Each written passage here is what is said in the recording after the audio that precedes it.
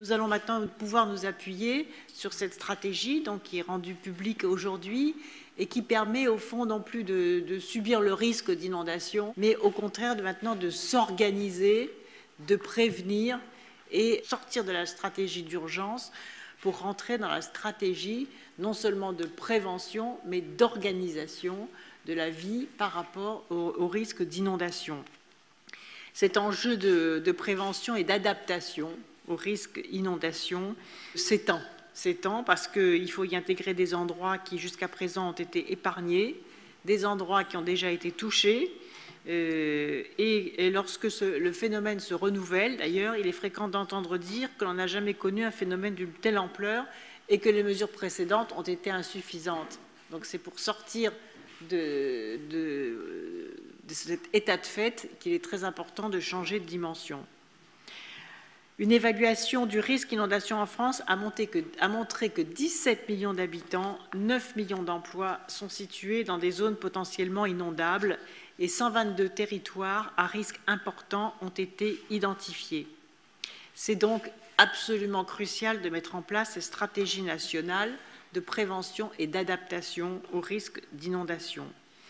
Elle se met en place, elle recouvre une stratégie d'anticipation sur ce risque. Tous les territoires à risque et pas seulement les territoires qui ont été sinistrés, je crois que c'est ça qui est nouveau. Cette stratégie va donc ensuite faire l'objet, bien évidemment, de décisions opérationnelles dans le cadre du schéma que je vais vous présenter maintenant. Le premier objectif de cette stratégie, c'est mieux connaître le risque auquel on est exposé et savoir s'y préparer. Car cette politique de prévention des inondations est l'affaire de tous, chacun doit y participer et pour se protéger, il faut commencer par connaître. Et souvent, c'est un peu un tabou de connaître, parce que c'est vrai qu'on n'aime pas trop, sur les territoires, montrer qu'on est dans des zones inondables. Eh bien, je crois que maintenant, il faut le dire. Il faut le dire non pas dans une logique d'accablement, mais dans une logique de détermination pour agir et pour retourner les choses de façon positive, et notamment en réfléchissant à l'urbanisme adapté à ces zones inondables. C'est pourquoi cette stratégie comprend l'ouverture du portail Internet Géorisque. Ça veut dire quoi? Ça veut dire que ça y est, maintenant, l'information est mise à la portée de tous et ne reste pas entre les mains de quelques experts. Pour les collectivités, rendre nos territoires moins vulnérables aux inondations et améliorer la prévention. C'est pourquoi est lancé aujourd'hui le groupe de travail qui va élaborer le référentiel de vulnérabilité.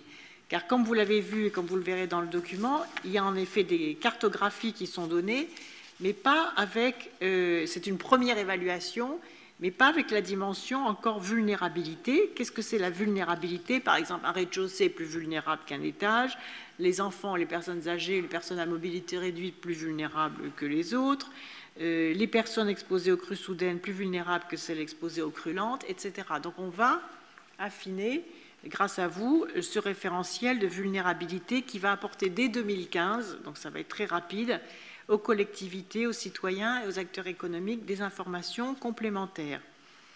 Concrètement, cela va permettre de requalifier un certain nombre de quartiers, de concevoir des quartiers nouveaux également en intégrant le risque d'inondation.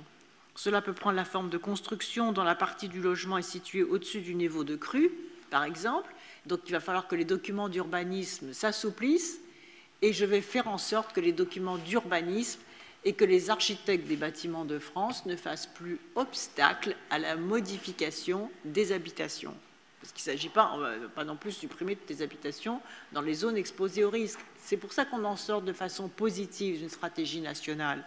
Il ne s'agit pas de détruire, au contraire, il s'agit de concevoir et de construire autrement les habitations sans être contraints ou empêchés par des règlements d'urbanisme ou par des règlements des architectes des bâtiments de France. Et c'est pourquoi le travail sur l'urbanisme est aussi important, parce que justement pour savoir s'adapter sans s'affoler et en tenant compte des nouvelles technologies de la construction, s'adapter au risque d'inondation.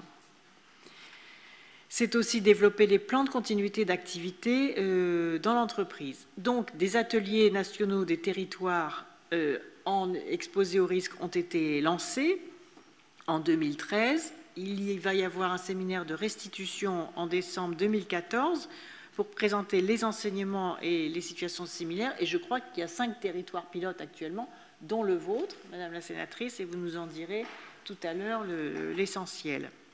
Il s'agit donc de rendre nos territoires moins vulnérables au risque d'inondation, et c'est un des objectifs majeurs de cette stratégie. Je vais également lancer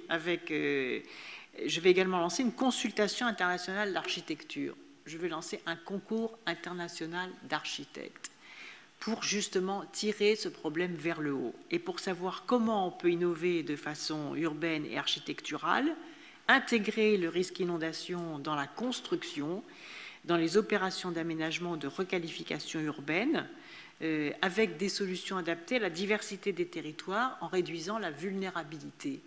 Plutôt que d'avoir des solutions où on rase tout, eh bien, réfléchissons à la façon dont on peut construire différemment pour justement à la fois bénéficier d'un progrès architectural, d'un progrès de la qualité de vie. Après tout, quand on vit au premier étage, on a le plus belle vue.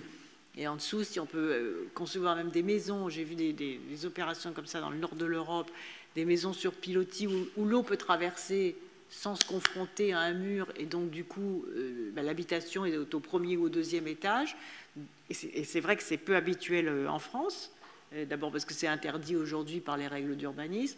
Il faut absolument faire évoluer ces règles d'urbanisme pour qu'on puisse justement sortir par le haut de cette problématique et que finalement l'évolution architecturale puisse permettre de continuer à vivre, à travailler dans ces territoires qui momentanément peuvent être soumis à des risques d'inondation. Enfin, pour améliorer la prévention, le fonds de prévention des risques naturels majeurs sera désormais mieux ciblé vers les collectivités qui ont intégré les mesures de prévention, que sont la pose de repères de crues. Où est-ce qu'il est, mon petit repère? J'en avais un.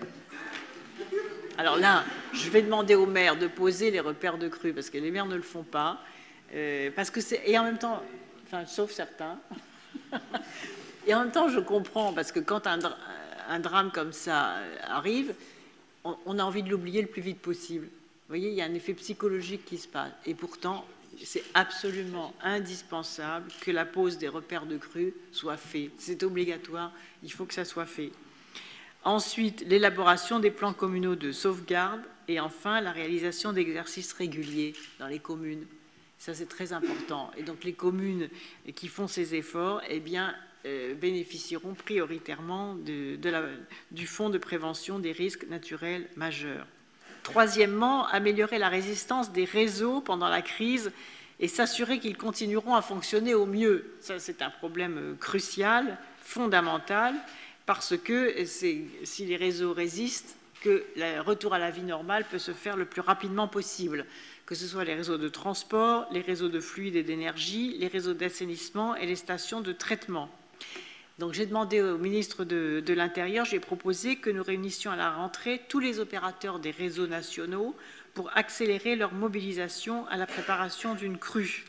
Et je pense que c'est ainsi que nous allons réussir avec ces entreprises, les élus, les associations, à mettre en place des actions efficaces sur le maintien des réseaux. Comme vous pouvez le voir, donc, la prise en main aujourd'hui de cette stratégie nationale repose sur le travail que vous avez fait, sur votre connaissance du terrain, sur votre expérience aux uns et aux autres, sur lesquels vous allez d'ailleurs vous exprimer dans quelques instants. Et je voulais une nouvelle fois vraiment vous en féliciter parce qu'on a là un document, moi, que je trouve tout à fait remarquable, avec des cartographies qui sont vraiment très instructives, avec une description des actions qui sont engagées, dont je viens de vous donner quelques aperçus, et c'est vraiment une dimension nationale positive.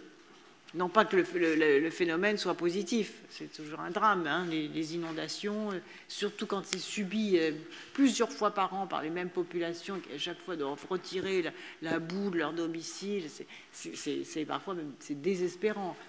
Et donc ça veut dire qu'il faut modifier la façon de construire, lancer des actions de rénovation des territoires qui subissent des innovations pour que les rénovations des logements se fassent sur d'autres modes architecturaux. On doit pouvoir rester vivre dans son territoire sauf, et je ne dis pas qu'on va construire dans les territoires inondables qui actuellement sont inconstructibles, hein. Ne me faites pas dire ce que je n'ai pas dit.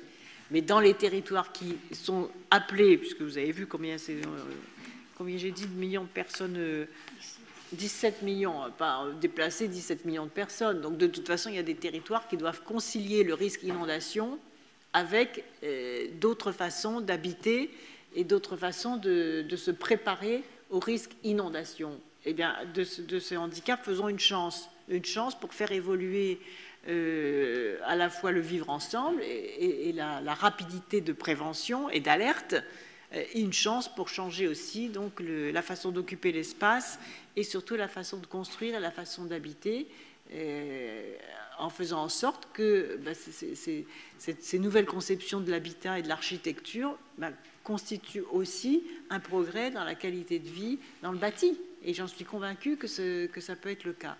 Donc il faudra voir comment on aide aussi les habitants à financer ces rénovations conformes ou compatibles avec le risque d'inondation.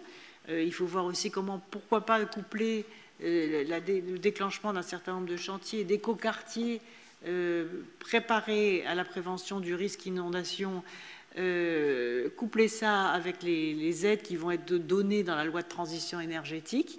Parce que, comme vous le savez, il va y avoir des prêts aux collectivités territoriales à hauteur de 5 millions d'euros par opération.